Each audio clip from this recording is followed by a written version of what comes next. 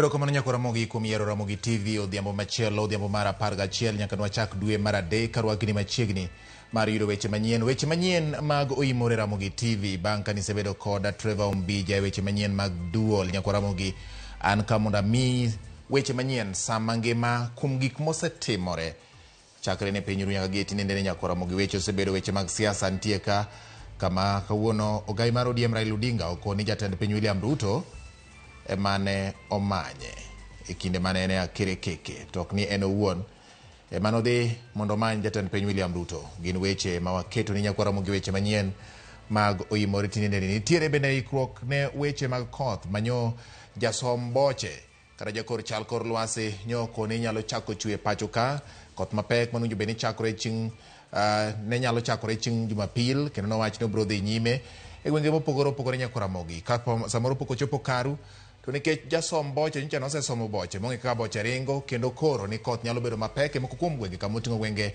makaluo gin weche ma wang'iyo ni to ikruok chalo nade mar geng'o oula kata duoko piny midhiero manyalo bet kaluwore kod pio oula mabiro bang' koth bedo mang'eny magi to kod mamoko nyako Ramogi bed koda chakruok nyaka giko to mokwongo wayudane thund weche.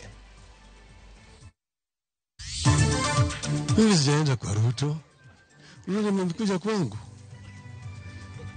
Mimi nimesema mimi nibaki msimamo yangu haijabadilika. Ogai mar duond bura mar ODM Raila Odinga wacho ni jatend piny William Ruto emano manye nikech en e akere keke. Ninunue mashini ya kutengeneza chapo na nimekubali nitamnunulia mashini ya kutengeneza chapo. Sasa wewe gavana tafuta mahali ya kununua mashini ya kutengeneza chapo $1,000,000. Jatend piny William Ruto medo chiwo singo ne jodak ma Nairobi kalimbe mare e kuonde od buche kaunti ma Nairobi dhi nyime. Jok masangwenya madwano wawuogo kaka gavana kawadagi. Gavana wuone mwawuogo kuong'iza sida mwaneno. Ka a police officer ng'amo bedo train inyalo kaw gi mach tikete tol kar mondo mi gimany weche mag insecurity. Gino lit na Migori County. E odiechieng' mar 2 joriembo boda e boma ma Migori kod Awendo ng'anyo ka giseyo tend kaunti no kuom tiyo kodgi marach.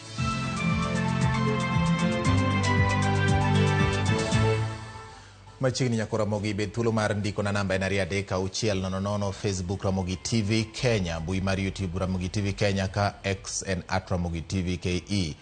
Bed thuolo mar ndiko na pachi kotende kod weche manyien ma wan godo odhiambo ne nyako Ramogi. Ma en otieno mar 11 e dwe mar 3 2025. Jaloko mari iluongo ni Elizabeth Otieno, nyinga en George Bati. Machiegni ogai mar ODM Raila Odinga oyango ni riwruok mare gi jatend piny Kenya William Ruto e sirikal en mar konyo tieko midhiero masani okwako piny Kenya kowacho ni en ne ok odwar donjo e piny owacho to jatend piny emano manye.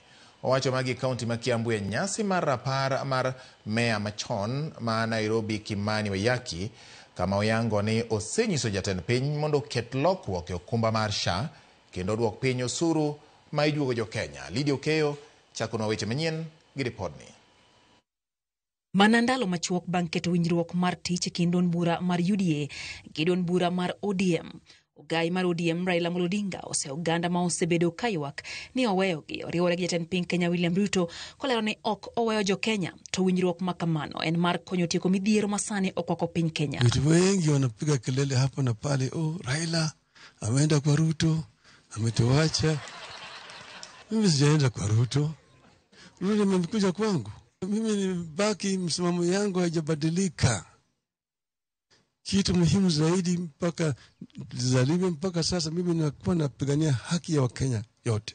Odinga mane wuoye kaunti ma Kiambu e kinde mano yore rapar mar meya machon ma Nairobi Wayaki Kimani odelo ni osewuo gi jatend piny maneno ni weche apar mane ni report nadko ochop kare. Jamaa wakikuwa mshiko na baridi wamekuja upande yetu, mimi nikasema tufanye mambo marekebisho haya yote. Mnaona yale tumeandika maneno 10 yote ni yale tumekuwa tunadai na wakasema watatimiza.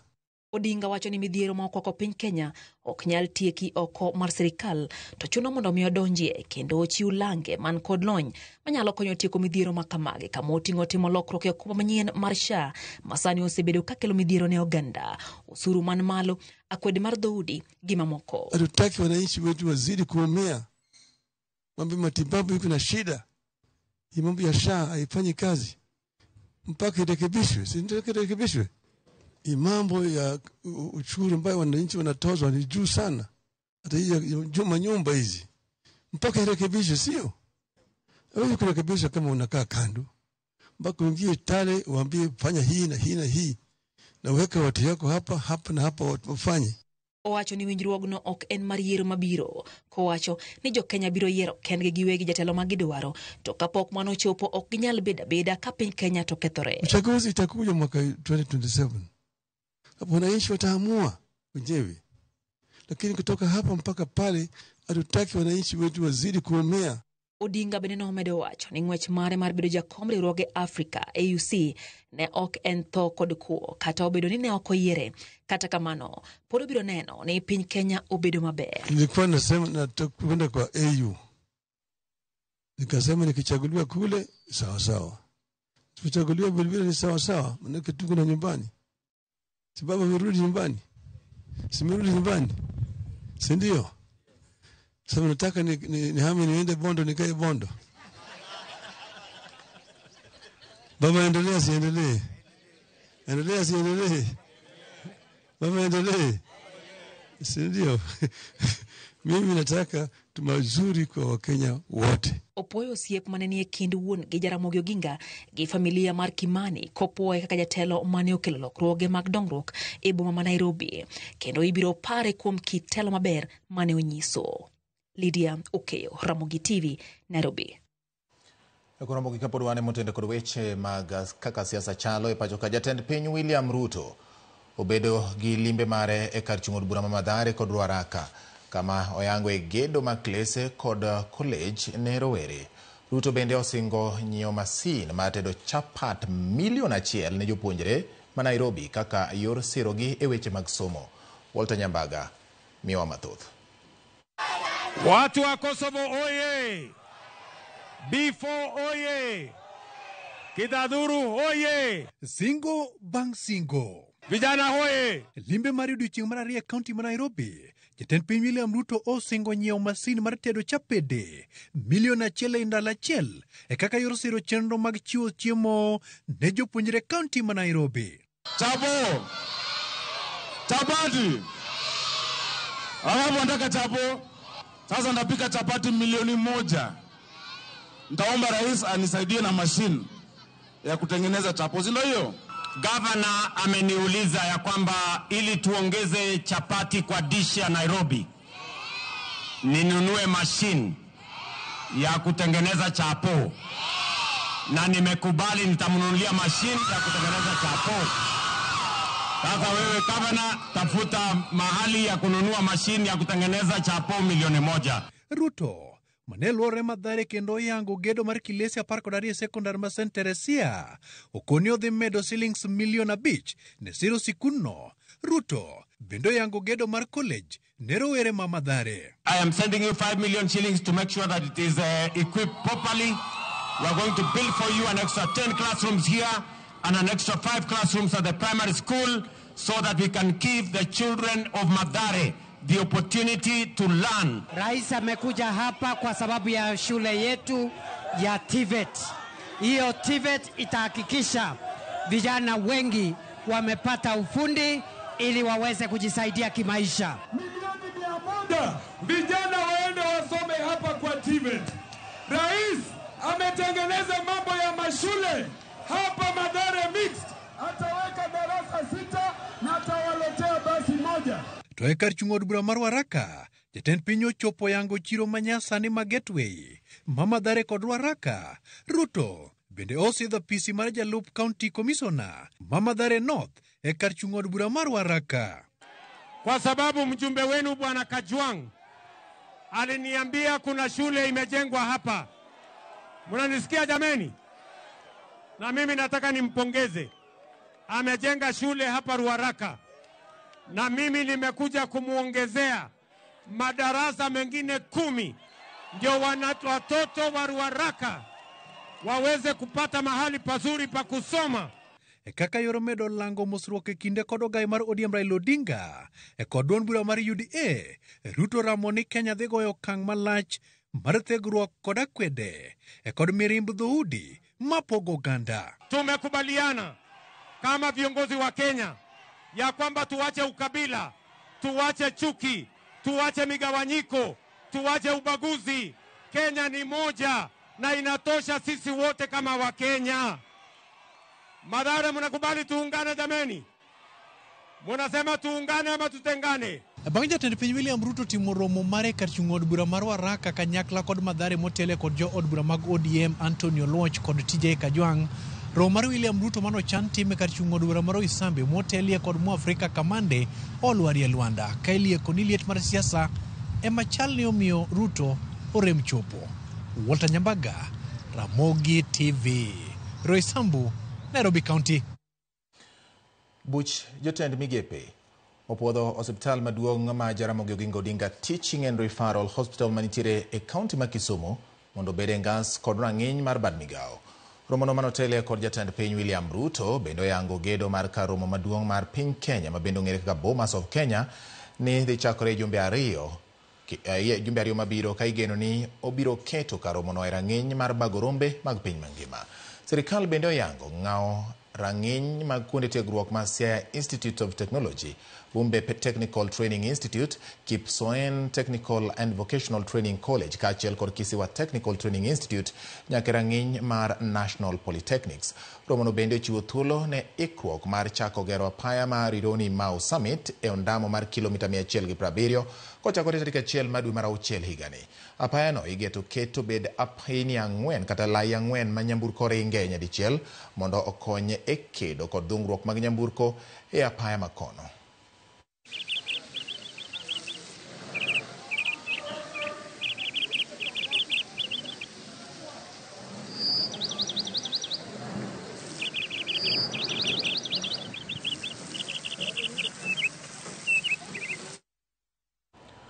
Manen jako mar komiti mar budget e od bura mamalo Ndindi Nyoro se kuom tiyo marach kod tende kendo ng'wano omenda matara ne dongruok mar kar chung' od bura mare ka koro magi koni osebedo ka kelo thuolo mapek ne jo od bura moko ng'iyo kaka ginyalo tayo dongruok. Jo od bura notiyo kod thuolo margi e twak ma midhiambo ma kawuono mar kwedo wach mar akweda e pogo omenda ne counties ka gichiwo siem ne komiti manyien ma yande oyier mondo kik pog omenda e yor ichlach kaka komiti machon notimo. Simfros Okinda nigi ler mar wachno.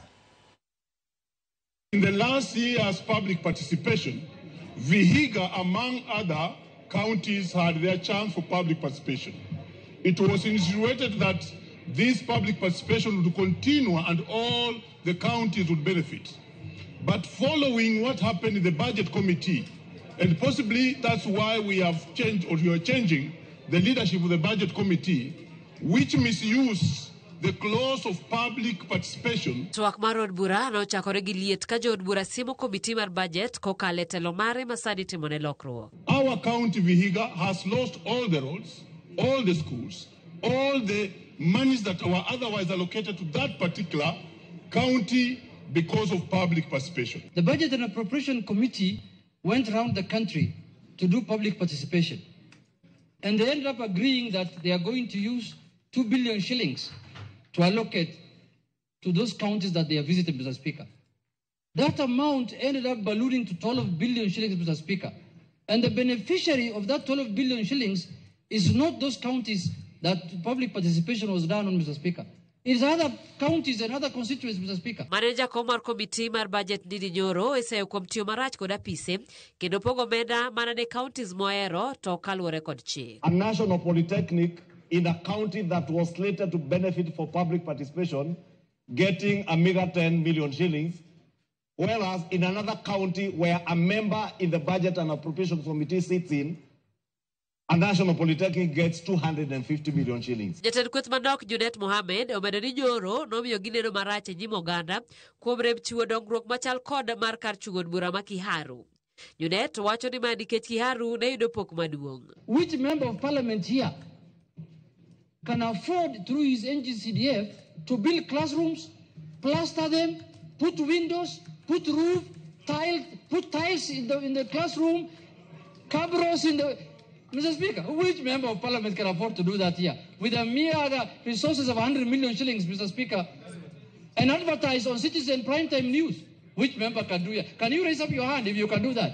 Kokalo kuom jatend kweth mathoth kod spika mar od bura, komitis manyien koro siem wang'gi ni biro kethgi ka girem luwo chike matayo pogo mwandu e pacho ka. This House will not sit back and allow members who sit in the Budget and Appropriations Committee to use the position they hold in that committee to appropriate money to only their constituencies at the expense of other Kenyans. This constitution, like Ichungwa said without referring to it, the centrality of this new constitution is equity, fairness, and justice. Komitis manyien mapodonge kod jotelo dhi timo yiero mar tich adek jumani. Simfros Okinda, Ramogi TV. Wadhi nyime nyako Ramogi wadhi ane od bura. Jaga bajet maduong' mar sirikal Margaret Nyakango oywago nok mar omenda e apisi mare. Nyakango nyiso od bura mar Senate ni apisi mare osebedo ka imiyo pok matin mar omenda gino manyalo rocho tije mag ng'iyo kaka sirikal mamalo kod mag counties tiyo gomenda jopiny. E budget mar 2025-2026 apis mar Nyakango ne dwaro bilion 1.6. Kata kamano od bura kod sirikal omiye mana milion 777. Chris Owino noluwo wachni kendo mai report. Mr. Chairman, it's always a pleasure. E kindeni ma jopiny, jofwambo kod jo od bura osebedo ka sungo apisi mar Auditor General Nancy Gathungu kod mano mar jaga budget maduong' mar sirikal Margaret Nyakango kuom keto e nyong'ong apisas mag sirikal mosebedo ka yako omenda mag jopiny. Apis Margaret Nyakango to ywago kech mar omenda. Ka oloso nyim komiti mar od bura mar Senate mochung'ne loso budget, Nyakango otomo ywak kendo wacho ni sirikal osebedo ka miyo apisi mare omenda mapuot, gino manyalo thiro tije mar ng'iyo ka sirikal tiyo kod omenda mag jopiny. We have been very constrained with resources. So we've been doing the counties piecemeal. So sometimes we do 15 wherever the funds can get us. Right now we've just finished 12, and we hope that this is one area that will be better funded, because it supports a lot of other offices. E budget mar 2025-2026, apis Margaret Nyakango ne okwayo bilion 1.6. Kata kamano, od bura ne omiyo gi mana milion 777. Then we have the 25-26 OCOB proposed estimates, and we'll be seeing that those estimates, if you look overleaf, Honorable Chair, you will see the difference that from 704 we had proposed a budget of 1.633 billion. I know many Kenyans don't even know that you have liaison officers at the county level. But like the liaison officer we have in Kisii County has no furniture in his office. It doesn't have even laptops. It doesn't have the personnel that can even go around and verify some of the things that are happening. Wach mane omako dho senators, Nyakango wacho ni higni 6 nyaka ne miye lemo makamano pok oyudo omenda mar dhi e pinje maoko mar sumo rieko kod jowetene ma e pinje maoko. Nyakango medo wacho ni kata jotich mag bende ichulo osara matin kapuoyo, gino manjawo chunygi kod tich. Ever since I joined the Office of the Controller of Budget, I have never gone anywhere. This is my 6th year now. I have never gone anywhere. I have never done any benchmarking. How will you bring our office to the same standard with the best world practices if you don't interact with them? E komachielo, Nyakango ogolo siem mager ne tend sirikal mag counties kod sirikal mamalo ewi gope, ka owacho nyaka giket mahino mag e chulo gope duto motelo ne chako chenro manyien. Kata odoko ni oganda jo Kenya osebedo kamiye maua kuom tich mare manyangafu mar menyo weche mag mibadhi e sirikal mamalo kod sirikal mag counties, jaga budget maduong' mar sirikal Margaret Nyakango wacho ni apisi mare jotich gwonyore gi pado kalure kod pok matin mar omenda ma piny owacho osebedo kamiyo apisi mare. Nyakang'o wacho ni mae nyalo rocho tije e kinde mabiro. Chris Owino, Ramogi TV, Parliament Buildings, Nairobi. Kawere kod mago ayudo ni duol mochung' ne winjo ng'ur mar oganda ma ong'ere kaka ombudsman dhi nyime gi timo limbe e ute thieth manie counties ma pacho ka gi dwaro mar kawo pach jotuo e okumba mar thieth mar Social Health Authority kata SHA. Jopiny osebedo ka golo ng'ur margi kaluwore gi chochni moko ma okwako okumba mar thiethno. Duol mar ombudsman kawuono ne otimo limbe e od thieth maduong' ma Homa Bay ka kawo pach jotuo e wi pek kata yot ma giseromo godo e wi SHA. Jakom ombudsman Charles Dulo mane otelo ne chenro no wacho ni gibiro luorore counties ma pacho ka mar kawo pach jotuo e wi SHA.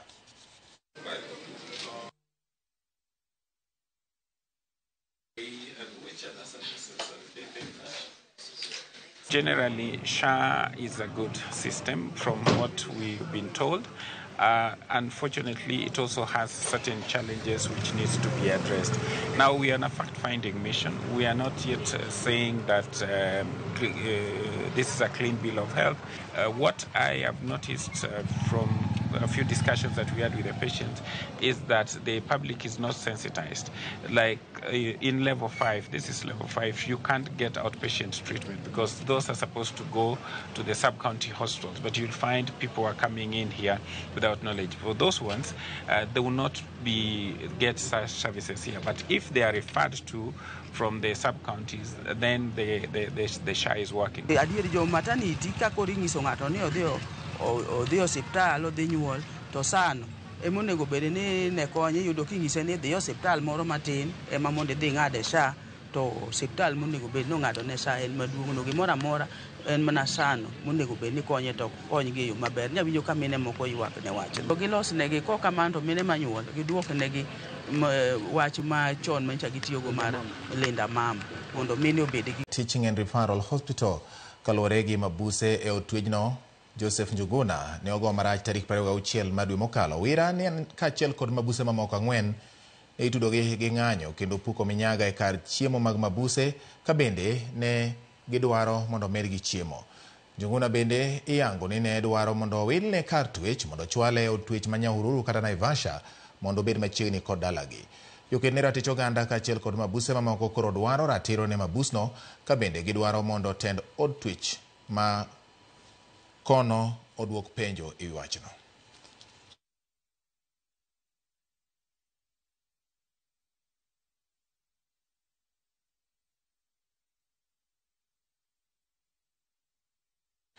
Erokamano nyakora Ramogi kuom yiero Ramogi TV kendo medo dhi nyime gi chiko iti ne weche manyien mag oimore tinde ne wan kod mathoth ma wabiro godo bang' yweyo madundo. Kata kamano gi sani to chuno ni mondo wakawa ne yweyo moro mapuot ka wang'iyo ni to oganda bende oro pachgi e yo machalo nade gi e kinde ne nikech ma en oimore kama bende inyalo miya pachi kotende kod weche manyien mabiro ni achiel kachiel. Aneno ka Benthaza Maradona wacho ni Ruto kadwa tiyo gi jakom to gitiyo atiya koro Ruto dare chama mar ODM mar UDA odhie chama mar ODM wan waolo wacho kamano. Live from Nairobi Parklands Police Station.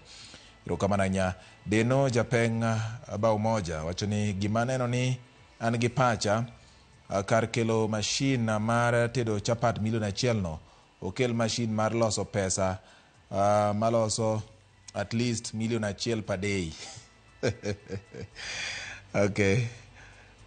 Daniel Omuony wacho ni riwruok manchero bede kin jatend piny kaachiel kod ogai mar ODM Raila Odinga okoneno kaberne. Ibra Komala wacho ni luwo chendo. Sylvester Yule Mcute uluongore kamano wacho ni watching live. Erokamano ahinya. Owino Janabi kantiero yani Masai gima Ruto koro owerego en singo mapile ka pile oket tich obed mang'eny to singo bedo matin. Auki Debo kantiere Ulanda wacho ni Ruto oseluongo Raila to koro gitiek uchumi moidho malo ni nikech jo Kenya winjo matek. Mano kaluwore kod Auki Debo bende nyakora Mogi.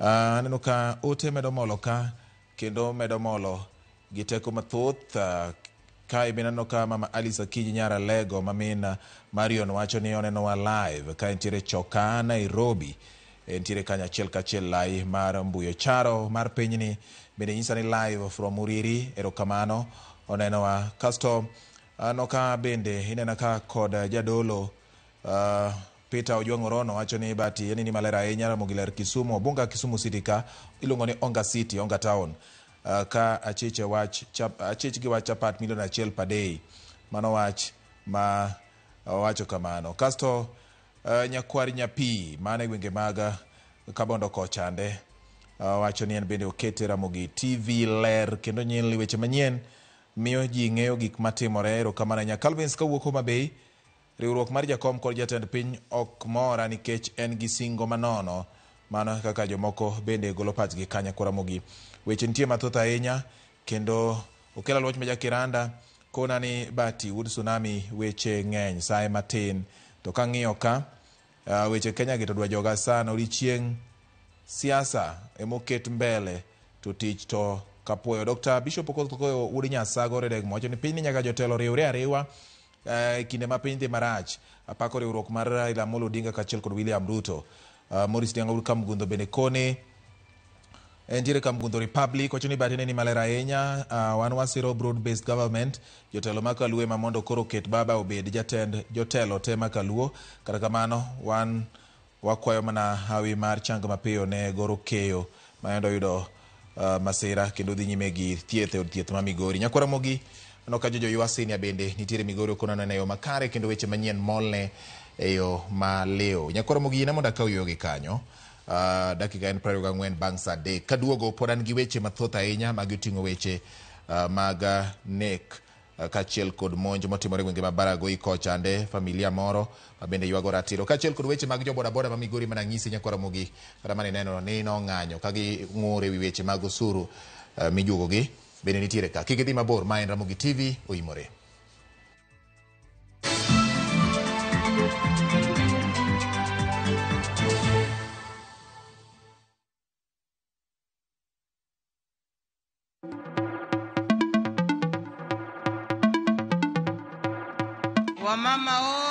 Women are the pillars of society, breaking barriers in the workplace and their communities.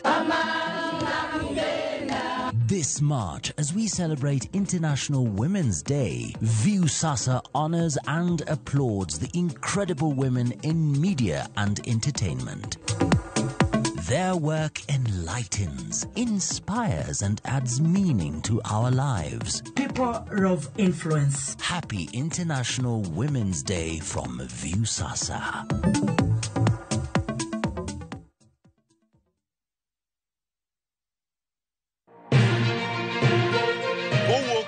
Mama Nairobi machiegni gi Naromoro kokale gode koda ore kendo mol e gwenge duto ma pachoka okinyi kokinyi wayango ni kaka piny oru ma en rupe kama wami nonro to kod chal mar fwambo wa encourage conversation wamenyo ni weche mamako ngimani job restructuring kata state restructuring ok promise ni kiwito tich ka tili yudo tich ka kendo in gi duol e mbaka oromo watudre gi reporter marwa ka en Homa Bay Mombasa Kisumu Migori Kisii wabedo gi twak kaachiel koda ka jolony weche mopogore opogore no wamiyo parliament a lot of authority to authority no gitiyogo mana mondo konygi tudri gi Joyce Oduor Sharon Ong'ao kod Cleophas Oluoch e chenro mar Rupiny kod Mbaka Oromo wuok tich nyaka tich abich chakre saa 12 okinyi nyaka saa 5 onyango e Ramogi TV.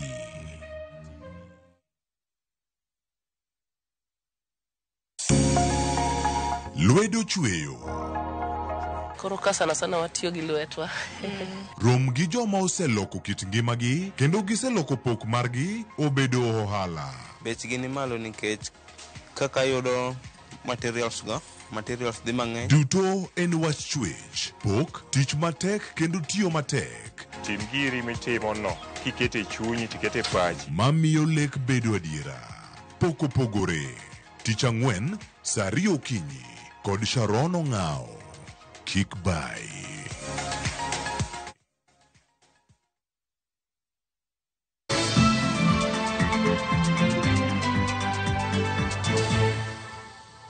Wasune Ramogi kendo wadhi nyime gi weche manyien. Jabicho witongi magi gwenge mabaragoi bang jokuo mag dhok monjo gwengego kendo kwalo kwan jamni ma poko yangi. Nok mar arita e gwenge mabaragoi osemedore mohewo dwe achiel e kinde ma jokuo jamni moingo 500 nomonjo gweng' ma Kawap kaachiel kod Kilepoi kendo weyo jokwath 6 kod hinyruok mopogore opogore. Mane otimore okinyi ka ji 2 manohinyore ni otere od thieth maduong' ma Maralal kama giyude thieth. Komanda mar obila makono Martin Otieno oyango wachno ka obila ma Kicha okonyo reso dhok 126 kuom dhok duto manokwal.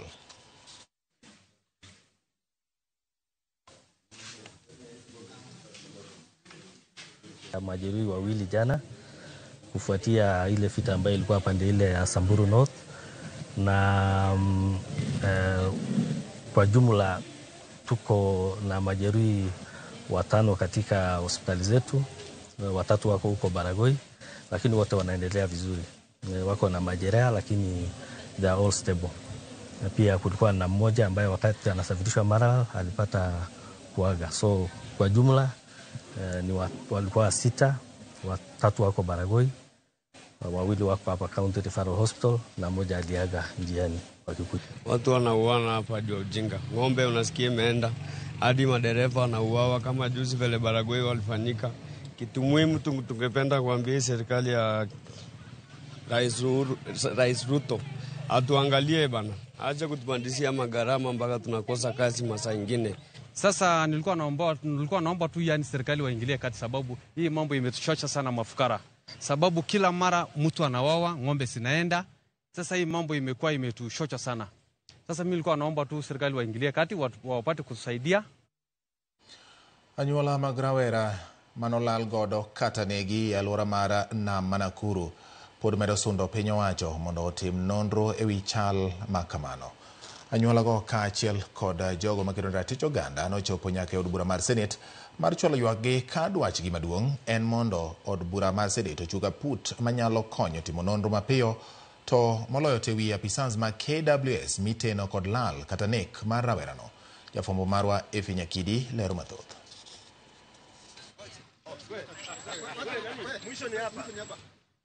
Ne en wuoth nyaka e od bura mar Senate kama jogo makedo ne ratich oganda kaachiel kod anyuola mag rawere manolal godo kata onegi e alwora mar Lake Nakuru nochopoe machwalo ywak kod dwachgi ma medo sundo piny owacho otim nonro kendo ne nigi yudo ratiro ne wedegi. Anyuola mar Brian Odhiambo ma ripot yango ni ne okawo kod apisas ma KWS tarik 18 dwe mar achiel higani. Pod nigi lit wirani chal mar Brian pok ong'ere nyaka sani. Min mare Elizabeth Auma wacho ni bedo ni ok ging'eyo chal mar Brian osemiyo gi chandruok ahinya. Wasemanyo Brian, waseandamana to gitamre golonwa Brian kuma nitie. Koro kawuono ne wabiro Nairobi kae kwayo ma seneta ka ginyalo mako lwetwa, ginyalo golo duondgi mondo jo KWS omiwa nyathiwano kata kane ginege to wadhwa iki. Kuom nyithindo, yani ikia kuma idwa chake, nikech ginyisaga kwani mama wewe upata gidadu ukienda kumtafuta, hata leo nikitoka Nairobi sijui nitaenda kumwambia, nenda kuambia mkubwa kama ukweli nimeshindwa kupata babake, jubake ilifika mahali akaniambia sasa basi niache ende amtafute. Chal kama chalo gi mano mar Maria Sami ma en min Brian Stingo, rawera manolal dwe mar 7 higa 2022 kendo nyaka sani pok ong'ere ni en kanye. Watoto wangu nimelelea kwa shida, yani ile tu ya kuhangaika ndio niwalee. Nimekuja tu, tafadhali munisaidie. Miaka 2 imeisha, hii ni mwaka ya 3 sijaipata mtoto wangu. Peter Porua ma en wuon Justus Poruko wacho ni wuode noyudi kosewito ngimane, to apisas ma KWS nowacho ni ne onimo e aora ma Nakuru. Kata kamano, duoko mar bero ne opogore gi gino mane apisas go nowacho. Dwache maduong' en ni nyaka koro tim nonro mar fwenyo gimomiyo rawere inego kata ilal godo e yo makama. Tukaenda tukafuatilia, tukasema tunafanya postmortem, ikafanywa postmortem, tukaona siko hata na injuries, ilikuwa imegongwa kichwa pia huku, na tukaona ni kuwawa, si kufa kwake ama si kubebwa na maji, tukaona kwamba ni kuwawa, aliuawa. Anyuola gi duto nochwalo dwachgi ne senators Okiya Omtata, Dan Manzo kod Mohamed Faki duto manie komiti od bura mar Senate mochung' ne weche chike. E kinde mane otwak gi jofwambo, Senator Mama Kweni Dan Manzo nochiwo pache owacho ni tim mar lal gi rawere nyaka koro rum pachoka. Already one is found dead Postmortem does not match what KWS said could have killed him. And the one who is missing, who they took away, we are sure they have him. Let them give a hint so that this family can come to arrest. And we want to say there must be an end of abductions in Kenya and extrajudicial killings. Korka kore, Senator Mabusia Okiya Omtata nomedo ni chenro mar manyo ratiro kod chwalo dwach anyuolago e nyim od bura mar Senate ibiro tim e yor ler. Paro mabene nosir kod Senator ma Mombasa Mohamed Faki. And I assure you that we are going to make it an open, clear process where we shall leave no stone unturned, forgive the cliche, but when we turn those stones, we will look under those stones and we shall tell it all as it is. Tumefanya inquiry nyingi Nakuru. Wakati ile damu ilipopasuka, watu wengi wakafariki, tulifanya inquiry, open inquiry pale Nakuru. Tumefanya nyingine za extrajudicial killings na ripoti zetu zote ziko wazi kwa yule ambaye anahusika lazima achukuliwe hatua. Ting korodong ne od bura mar Senate maneno ni anyuola mag rawere manolal godo kata negi e alwora ma Lake Nakuru oyudo ratichgi. Kata kamano, jogo makedo ne ratich oganda pod omako chung' ni bedo ni chal makama pod dhi nyime pacho kaendi ok en ranyisi makare ne piny Kenya. Efinya Kidi, Ramogi TV, Nairobi. Wasudo nyime nyako Ramogi. Familia ma odak e gwenge ma Pio Oula osebedo ka pongo kinde ka kinde kaunti ma Migori dwaro mondo piny owacho oketo kenge mageng'o Pio Oula e kinde ni ma koth osechako chwe. Ma gidwaro mondo tim motelo ni chwe mar koth mapek ma igeno e kaunti ma Migori kod gwenge mamoko ma pacho ka. Jafwambo marwa George Juma nigi lerno. Koth mapek ma igeno e pacho ka e juma ni kalore kod lendo ma osegol kod piny owacho ka okalo kuom bad migaono. Mochune koro kod lwasi osekelo kibaj ne familia ma odak gwenge ma Pio Oula osebedo ka pong'o e kinde ka kinde. Familia go mogeno kaka mago mag Modi, Nyora, Angugo, Sido kaachiel kod Konyango maduto giyudore e subkontinent ma Nyatike gin mago masani koro dak kod luoro kalore kod koth mapek ma igeno. Kata kaka nyalo timora sate asiko mana ka loko udi mag minwa ma mogi babo eno sapto. Unge kamwa dhiye wachalo mnong'eche modak wiya. Wan gi tabu sana. Priska Chieng' Moth en achiel kuom oganda gwego mag Nyatike ma piny osebedo ka daro e kinde ka kinde. Modi madakene pirie mbata nigi nyithindo madhi sikul, ya jo sikul oleo, ya wa kanisa kwanyal dhi, kanisa Modi, secondary, primary. Achieng' wan osekale chandruok mathoth kalore kod pi mapong' e higa ka higa. An owuon an e liare, nyaka ne pi pong', nyaka chuora ma Chieng' Moth ne pi ogolo oko. Manyocha aluongo mana jomoko mogo duoko nago gi simiti. An mane liata na aonge sendi, mukondo tupa ilambiki. Mimi asena hata hela. Aonge sendi manyalo ng'iewo go lowo. Jomodak gwenge ma pi osebedo ka koro pong'o higa ka higa. Ywak ni piny owacho kosebedo ka keto kenge makare mar konyogi e geng'o pong' mar pi ma bende osebedo ka koro darogi. Kata bed ni moko kuom oganda osebedo ka koro tudo pong' mar pi kod kar purno Malwa Cogeneration Scheme maneja ma kar pur ni Isaac Munga to koro wacho ni ma ok adieri. Mosechando jogweng' ni kuom kinde malach to en gi chandruoge mang'eny ma kochak ni wacho sani aparo ni piny ema nyalo lil. National Irrigation Authority okaw jukumu mondo olosnwa daige kata channels ma pi nyalo chopo go e nam kaka wadwaro. Wayawo ne gi oula go mondo ka pi obiro ma koth to ok wabi bedo gi problem mar flooding mwalo kanyo. Kata sani endi nitiere tinga ma osechako chodho wang' oula go. Mwonga wani moko kuom yorego mag nengo mag oganda ma oting'o kunyo kuoyo gin moko kuom gigo eko ma osebedo ka koro kelo pong' mar pi e kinde ka kinde e gwego mag Nyatike. Tieri mantiere en ni pi mar irrigation tok nyal timo flooding kuonde. Pi matimo flooding en pi mar koth maga malo Ndhiwa. Pi maduogo pi machando jo piny mwalo kanyo ok en pi mowuok e aora, en pi moa e nam kaduogo chien. Gimomiyo piny kanyo okethore ahinya bende gi pigno en ni jopiny kanyo nyocha osebedo ka gitimo sand mining. CSR diking wasebedo kwatimo negi. Wasebedo kwatimo negi diking and en gima watimo kendo pod wabiro timo.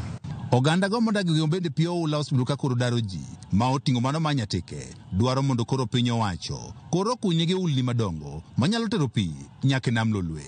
Donje watwa mondo ng'iwa, kak wachandore ka, mondo yawnwa gini odhi nyaka nam. Pi negowa, yawnwa mondo lor tenwa odhi nyaka nam. Adwaro ni jogi, okonwa dike ma is upgraded. Weri gi chuodho moko ma gikaw to iketo kae, to rao biro nyono, to after 3 to 4 days, pikalo kadonjo e kor mier.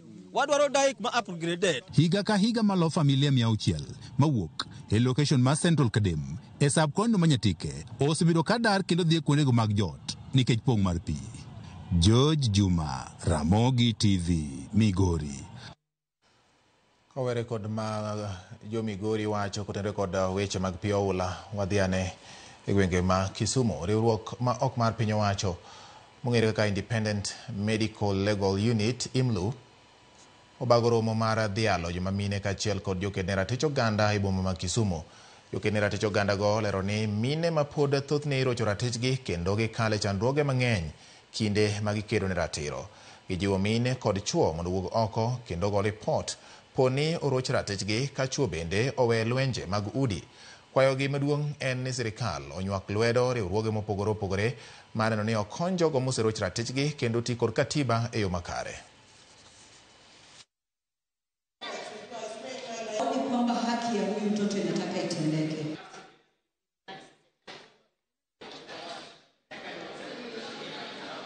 Gima agombo ni mondo sirikal otim, jogo manosekale chandruogegi onego gin be gi consider gi giwewe gi ne NGOs kata organizations mabiro gi to gin bende gi nikech magi citizens ma Kenya gin taxpayers onego bed ni ging'iyo ngimagi ging'iyo ni to jogi ne gisekalo kata Nyasaye okonyogi ok githo gibet mangima wanyalo timo ne ginang'o gimigi kata pesa moro gilok go ohala kata gikonygi gin be gimed improve these people's mental health. Our constitution has to be safeguarded. It has to be implemented as to the word. A lot of times, the only way we, and especially communities, can express themselves is through spaces like the freedom of assembly, freedom of expression. The young people find it very safe, used to find it safe to express themselves through social media. That space is being threatened now. Yet, these young people still cannot go to the streets because of tear gas. My fellow men, we must understand that though God gave you a little more power in your muscles, you don't use that power to torture a humble person. Tichario kama Nyakoramogi kiwinjo duond Millicent Adhiambo kami gweng' moro ting'eng'e ni gweng' no en gweng' ma ji osepenjore. Nyakoramogi bende iseng'eyo sigand gweng' ma iluongo ni Sigoti mayudore e Nyakachi, kaunti ma Kisumu. E chenro ma kawuono ni Millicent Adhiambo oikore yo makare mar menyonwa ng'iyo kolo kendo wuoyo gi jopiny mar ng'eyo adieri to Sigoti ne ochakore nade, Sigoti ofulo nang'o, tang'o gini matimore. Ma ing'e gwenge wa kawuono gi Millicent Adhiambo ka ong'iyo Sigoti e Nyakachi.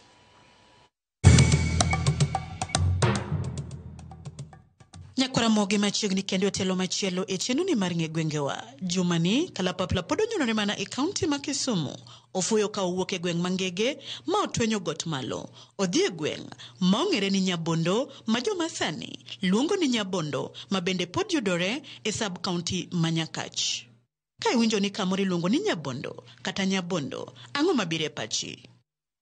Mana kaka pile Nyakoramogi wacho kod paro mopogore mag jogweng' e wi gino magiparo madinami cha gweng'ni ni Nyabondo kata Nyabondo. Kana winjo kata kan wago mbaka gi kwarwa to Nyabondo no nomiye nikech ne en kama ber.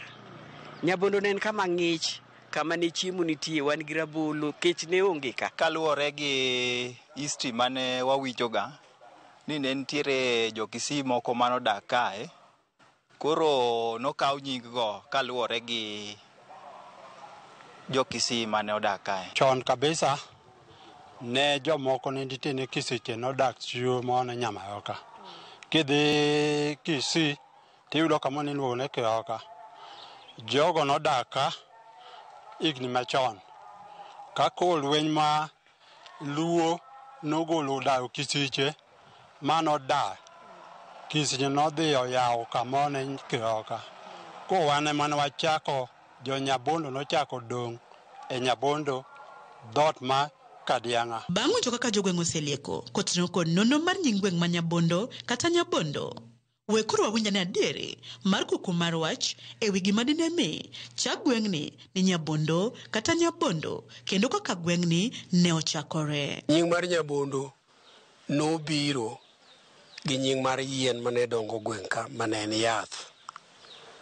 Koro ka nituo inyalo dhi kunyo nitie Nyabondo tichamo, kichamo ibido bedo mangima. To kowe mano nying mar Nyabondo kaka ji bedo ng'eyo, Nyabondo dholuo tiende ni gima ber. Dholuo Nyabondo en gima ber, gima ji ohero.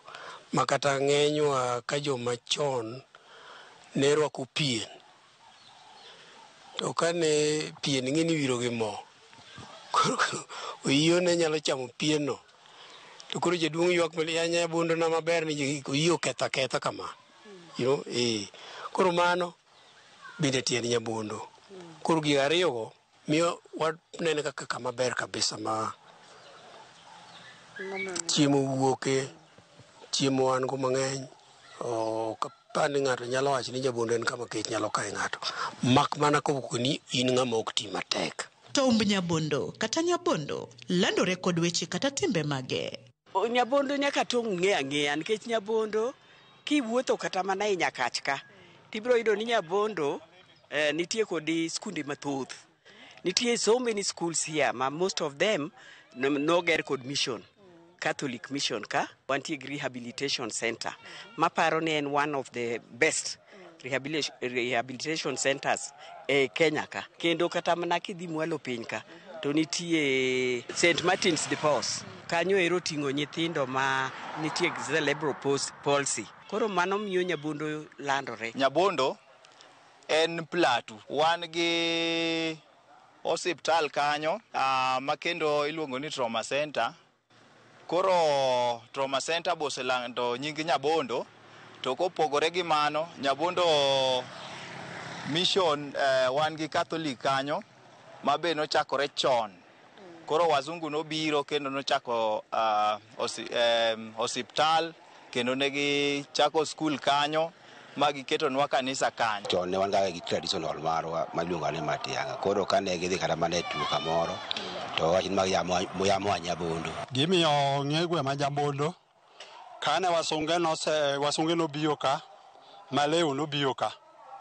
Kaleo nobiro Nyabondo ka, noge osiptal mani iluongo ni Nyabondo. Nyabondo lak ne maber sani ten wach mar somo. Nyabondo ka ji osome kabisa. Kendo education gi value. Makata sama wueni nitie group ma tich ni maduong' en mana loso wach mar nyithindo dhi university kata colleges mamoko midwaro. Chon to ne mission noywa ji otero school kabisa. An achiel kuom joma no benefit from mission. Kane mission obiro, koro wan wadhi school Nyabondo ka leo. To bende nitiere dongruoge ma gweng'ni ma Nyabondo kata Nyabondo osenyuolo ne jodak maluorani. Nyabondo ka kana tedo Nyabondo ka kata Asondu kende kibiro Nyabondo, you could take hours. To nikech this road was not what you see. Ok en gimi neno sani. Yo ne rach. Kendo notimo kite kendo ne kakoth ochwe to koro onge kaka jitim. To sani kine ka koro wan e lam. To kendo kichake ng'iyo anatedo kaka stima onge. Sani koro wantie gi stima almost in every home. Dala ka dala ni gi stima. To kiwacho wach pi bende Nyabondo kae gini gi pi the piped water. Koro yudo ni mago duto te miyo Nyabondo nyingi bedo malach kendo miyo nyingi bedo maber. Chon kane wadhi school to nwanyalo yudo ka chuodho ng'eny e yorni kata ma ne pok opa, but ka school nobiro to wanyalo yudo ka lam ne nobiro kaendi. Kopogore gi mano, Maram Road ochako kel kaendi kendo opa e yo makare nikech school. Stima chon ne onge kendo ji ne nigi tach nyangile, to koro sani wan gi stima kaluwore gi wach mar dongruok. Wan gi Nyabondo High School, wan gi Nyabondo Primary, wan gi Nyabondo Rabeson, mag lokruok maneno. Osiptal bosekelnwa masanen to masenta. Mago gik mwaseneno. To kata bano ni jogweng' malorani kono dongruoge achiel ariyo adek gin rem mage magweng' ma Nyabondo kata Nyabondo pod ni godo makokele alorani to dongruok bro medo dhi malo. Wan gi rem. Nitie gik mang'eny mwadwan mondo sirkal otimnwa nikech daher mondo sirkal oketane ngufu kuom youth. Wantie kod a lot of youth kineno gi kaka giwuotho kagi. The fact one could so many schools in this area, it means ni literacy rate ni very high. Omiyo nyithindo mosoma jomotieko form 4, jomodhi university ng'eny to gionge kod what to do. Koro kane sirkal nyalo kao an intentional move ma those departments are relevant to monego bed ni nyalo konyowa yore machalo gi magi. Obi kama mondo gitim gimiluongo ni assessment, needs assessment. To kosetim needs assessment ka, to kendo gi come up with other programs other than gik mane jo mission oweyonwa. Nikech government projects okane kantie kama ber. Kaluwore gi wach mar kuodhok, wanyalo kwayo sirkal ni mondo ketnwa arita makare kendo mondo ketnwa polise machiegni manyalo konyowa e wachno. Nyabondo pod waonge gi university. Onge Nyabondo. Mako kenwa university mo wanyalo bedo gi manleo kendo wanyalo yudo tije mang'eny. Rem to wan godo sana ka sani koro sama koro chieng' koro rieny wasesera kosana kor kapi. Mane rem wan go maduong' mainyo ahinya mola sirkal okonywa godo. P is a very big problem Nyabondo ka. Ji paro ni Nyabondo nigi pi mawuok from the ground. Gintie springs nitie adieri. To springs are not enough. Kwayo marwa en ni gikaw thuolo, sirkal okaw, Ministry of Water okaw thuolo, obi mondo oket machine maduong' manyalo go pi maduong' Nyabondo malo ka, kendo kono mondo kegi gi piping maber nyaka all the way from nyaka Sigoti nyaka Bodi. Mana kamano gikanyo mwachopo gode giko matilo makawuono e chenoni mar ng'e gwengewa. Kik idhi mabor, med kete mane wang' jowi mar Ramogi nyaka Ramogi mondo juma manyien waradi kendo kakelonu nonro mar gweng' machielo. Orite masani, nyinga Millicent Adhiambo kata kihero inyaluonga ni Nyaboma.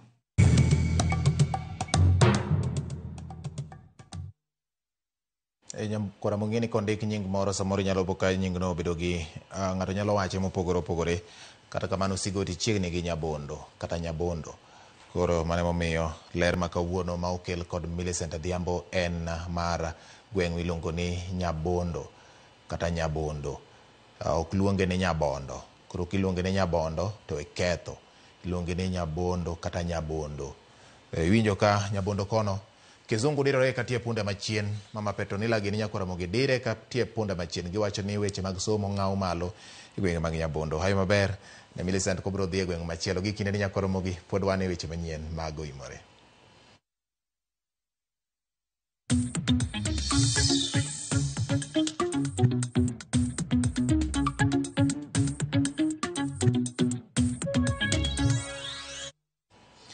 Erokamano nyakora mogi wadonje weche ma otenre kod ohala. Odiochieng' mar ariyo ohala e boma ma Migori kod Awendo ne oseruchore bang' joriembo mag apiko bago ng'anyo ka giwacho ni tend kaunti ma Migori sandogi. Joriemb apiko go ne ogeng'o apaya ma Kisii ka orie sirare. Bende giseyo gavana ma Migori Ochilo Ayako kuom rem chopo singo mare mar riwo gi lwedo kendo medo osuru ka apeyni ma gitiyo godo to pod okethore. Gibogo mar dhi nyime gi ng'anyo kapo ni sirkal mar kaunti ma Migori ok owuoyo kodgi mapiyo.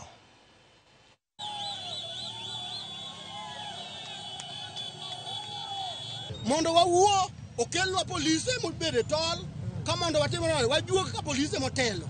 Koro nwadagi wawacho ni jok masangwenya madwano wawuogo kaka gavana ka wadagi. Gavana wuone mwawuogo kwangisa sida mwaneno. Gima timore kawuono ok en gima ber e Migori County. Kane piny tek, Raila nowacho ni wawuo uru. Joma notamore wuoyo nobedo gi shida. Gimosangasha ya kabisha ka a police officer ngamo bedo trained inyalo kaw gi match ticket e toll kar mondo mi gimany weche mag insecurity gino lit na Migori County omiyo governor kok idwar ni wuo kodwa weya nyaka 2027 wadwa yier ng'amwa.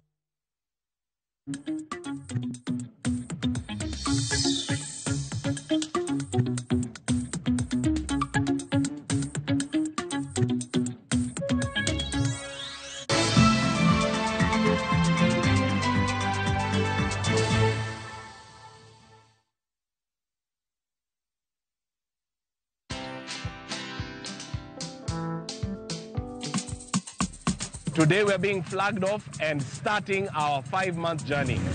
Around Africa. Yay! Hi. The dream they have to educate 50 for life inawezekana. We're doing this to support education of needy students through the Logos Endowment Fund. We invite you to follow us on all our socials around Africa on motorcycle. Watch this story and more. Download the Citizen Digital app or visit www.citizendigital.com and find the Citizen Originals portal. Kenya's #1 app, Citizen Digital.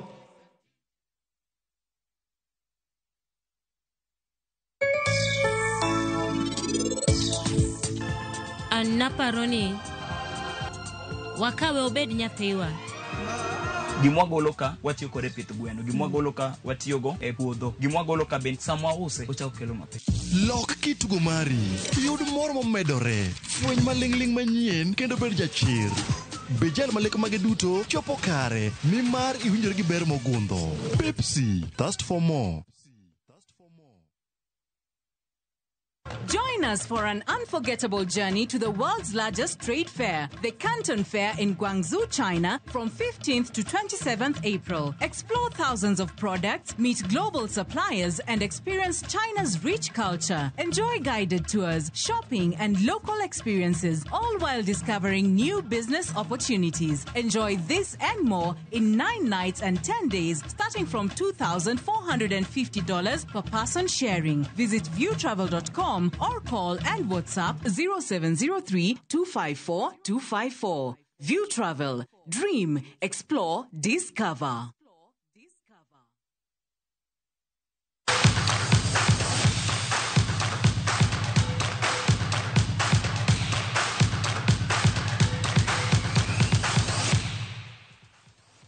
Machiegni koro wadonjo weche mag tuke nyakoromogi. Alap Manyayo Stadium biro bago tielo mar ariyo mag tuk adhula e kind tim mar Kenya Junior Starlets, jotugo manyiri ma hikgi ni piny 17 gi Uganda Teen Cranes, tugo mar manyo tiko mar tuke piny mangima.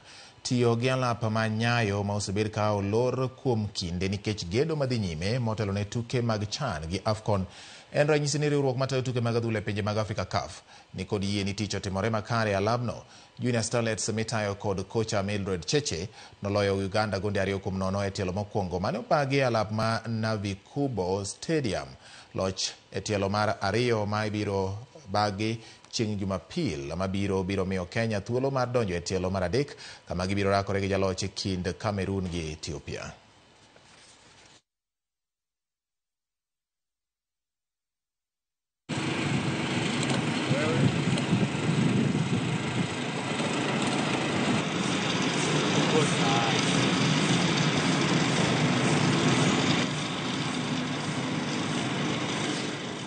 Kawasoro nyakoromogi ni kocha manyien mar Harambee Stars Benny McCarthy ogolo listi mar jotugo moluongo mabiro tugo ne Kenya e tuke mag manyo tiko mar tuke mag piny mangima e kindgi gi tim mar Gambia gi Gabon. Kata doko ni kocha ochiwo thuolo ne jotugo matindo. Klab mar Gor Mahia ogolo jotugo mathoth kama oting'o Austin Odhiambo, Sylvester Owino, Rooney Onyango e kind jotugo mamoko. Captain Michael Olunga, Masud Juma, Richard Odada, Amos Nondi gi Elvis Rupia gin moko kuom jotugo mabende nitiere listino. Kenya biro rakore kod Gambia tarik 20 mar dweni kapok gibago tugo ne Gabon ndalo ariyo toke e alap Manyayo. E grup mar F, Harambee Stars omako thuolo mar 4 gi points 5.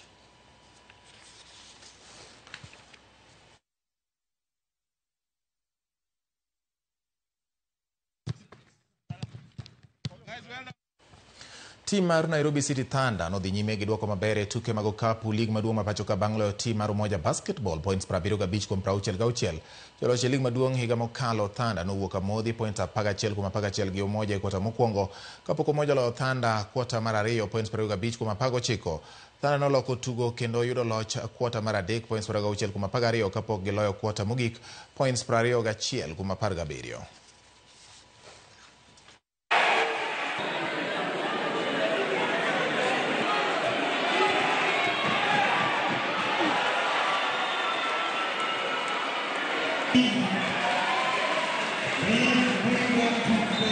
I think you saw what happened.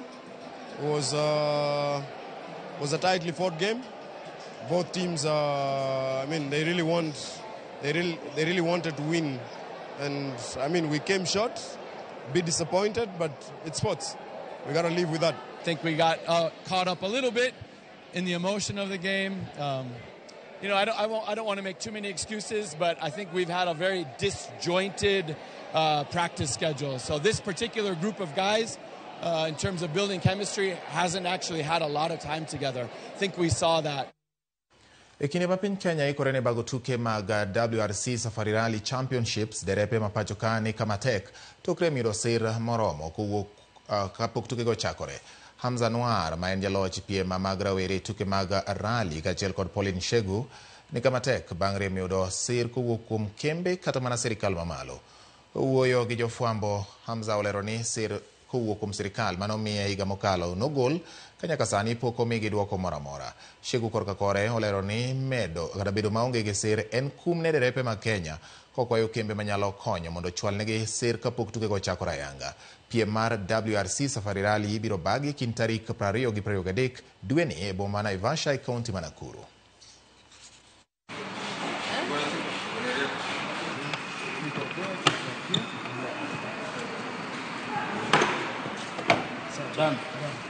I think he's just talking to me or something. Wito wangu ni kwa wahisani. Mahali mpo, makampuni tofauti, mjitokeze, mtupatie ufadhili ili tuweze kushiriki, tuliinue nchi yetu juu, tuliinue bendera yetu juu na tuweze kupeana wanawake motisha. Fortunately, we are 1 week to the start ramp of the presidential flag off, and unfortunately I've had no feedback or no one from the government, or because we are a government program at the end of the day, I haven't got any feedback on any sponsorship or any promotions to help young Kenyan drivers. Tielo mar ariyo e round mar timbe 16 tuke mag UEFA Champions League biro bagi e piem mopogore opogore otieno ma kawuono e alap ma Anfield. Klab mar Liverpool biro bago tugo ne klab mar PSG. Liverpool noloyo klab mar PSG gol 1-0 e tielo mokwongo ka geno mar Liverpool en tieko tich Anfield kendo ng'ado tiko mar donjo e quarter finals. E tuke mamoko klab mar Inter Milan biro rakore kod Feyenoord ka klab mar Leverkusen biro rakore gi klab mar Bayern Munich.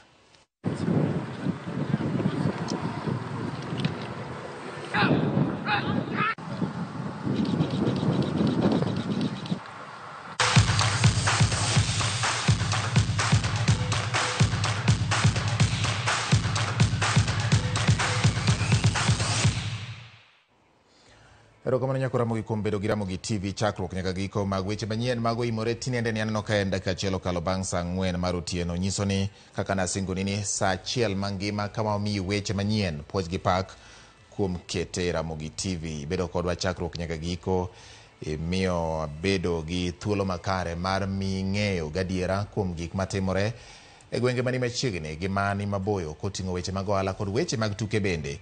Mana ka Ramogi TV. Erokamano ahinya kendo puoch gi pak kuom miyo wabedo ng'alo manyime e mi weche manyien kinde duto. Neno ka Injinia Obura Wuod Rongo koni oneno ayo makare. Erokamano Nyabaina Osiha, in bende intiere kodwa kendi mor e yo makare.